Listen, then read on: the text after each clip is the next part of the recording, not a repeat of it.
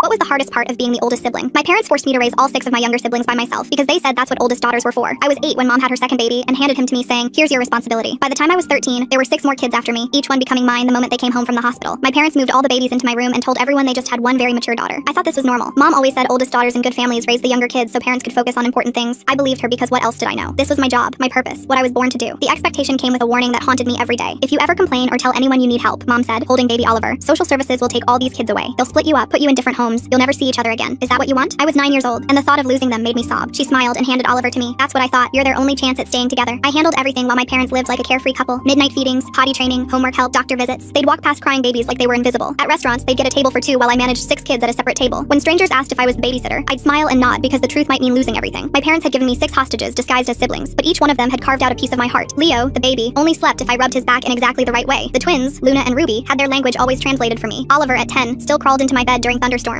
Ethan drew me pictures every day that said, I love you, mama, in crayon. Little Ivy called me her best friend. I was drowning and desperate, but could never ask for help because I was so afraid they'd be taken from me. I was the only parent they knew, and they were all safe and okay. I couldn't risk ruining that. The school counselor noticed my exhaustion and offered to connect me with resources. I almost broke down and told her everything, but then I imagined Luna crying in some foster home, wondering why I let them take her away. So I smiled and said I just needed more sleep. By 13, I was a ghost of myself. I'd wake at 5 a.m. to pack lunches, braid hair, and find matching socks for 6 kids. I'd missed so much school that letters came home, but I forged mom's signature and prayed no one would call. Sometimes I'd fall asleep sitting up, still holding Leo. The truancy